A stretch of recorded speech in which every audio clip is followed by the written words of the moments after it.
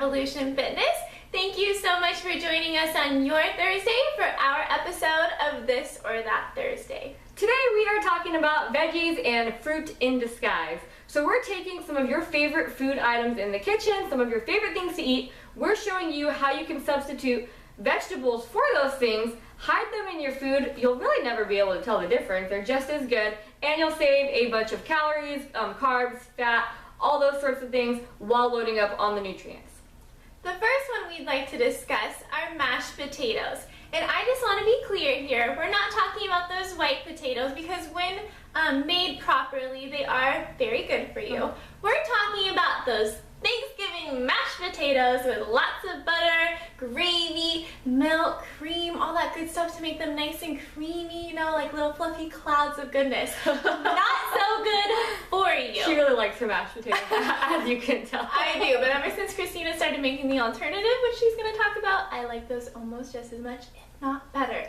So, let me talk about how bad these mashed potatoes are for you. So, in 1 cup of mashed potatoes, there are approximately 200 calories, there's 7 grams of fat, and 35 grams of carbs.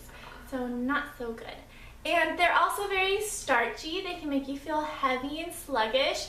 They're also full of fast digesting carbs, so simple carbs. So they're not good for sustained energy. So there's lots of bad things to mashed potatoes. Not white potatoes. We're talking about that good, like, Thanksgiving creamy mashed potatoes, the rich stuff.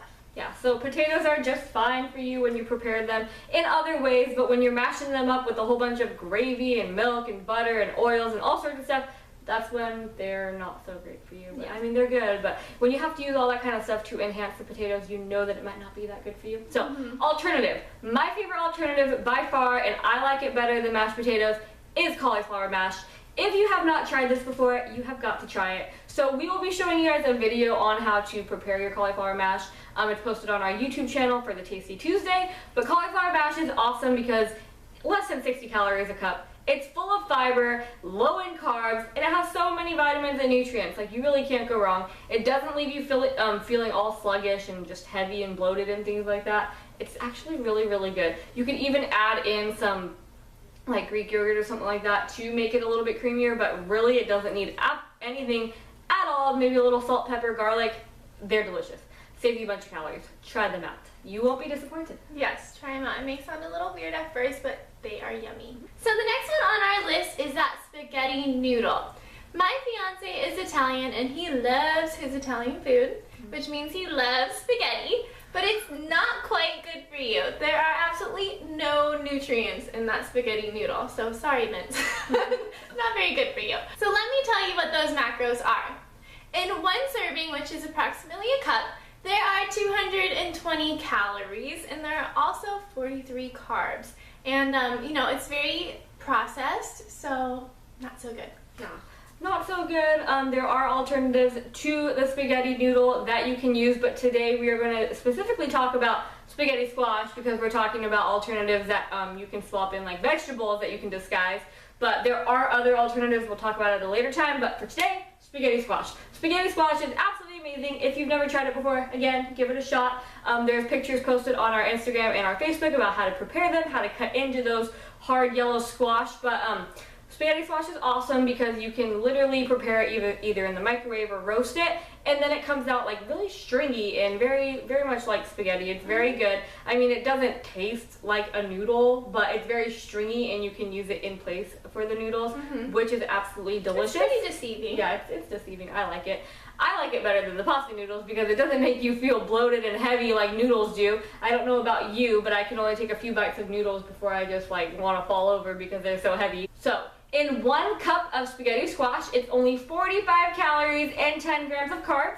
Those carbs are a more complex carb and they also have fiber in them, so they'll give you long sustained energy and make you feel full, which is awesome. And then the spaghetti squash is a vegetable, so it's also loaded in vitamins and nutrients, which are very good for your body. So give those ones a shot in place of the spaghetti noodle.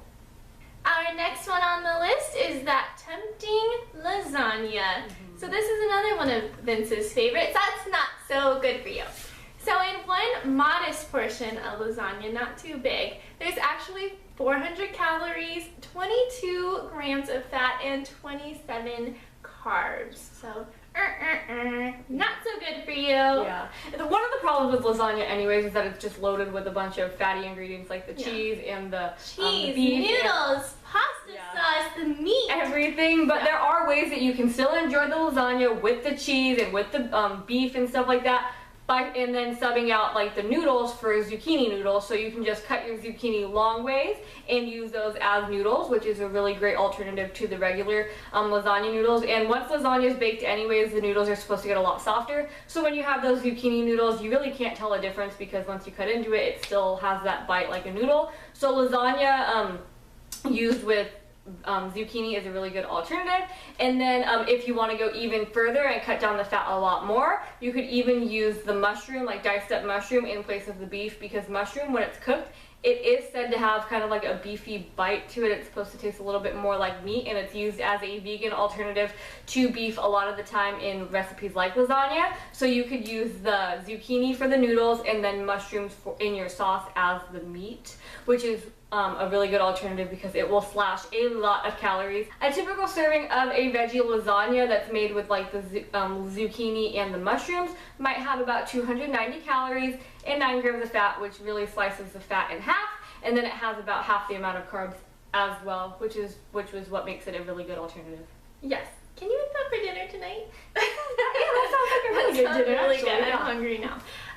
The next one that we have on our list is that pizza crust. So, an eighth of the pizza crust is approximately 150 calories, and there's also 24 grams of carbs in that eighth of a pizza crust. So, not so good for you. Yeah, not so good for you, and a lot of people, as we know, they eat more than one slice of pizza. I mean, come on. Okay. Guilty. So an alternative to that, and we have videos of this posted on our YouTube channel, again, on Tasty Tuesday, is the cauliflower pizza crust. Cauliflower pizza crust is amazing, and it slashes those carbs right in half. It's made with a lot of other nutritious ingredients, which will make it a lot more nutrient dense than a typical pizza crust that's made with simple carbohydrates and wheat and flours and things like that just aren't so good for you. So the cauliflower, again, it's so high in fiber, not very many carbs, they're not simple carbs, and it's just full of those vitamins and minerals, which will keep you full and keep you satiated and are really good for your body. So give the cauliflower crust a try.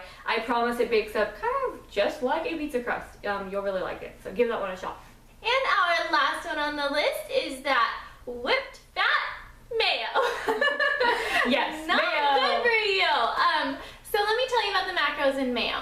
In a tablespoon of mayo, there are approximately 90 calories, and there are 10 grams of fat. That's really dense. It's super dense. I mean, everything in moderation. You know, if you really like it on your burgers, go ahead and enjoy a little bit of it. But just remember, portion control in this case definitely becomes a huge factor because it is so dense. Yes.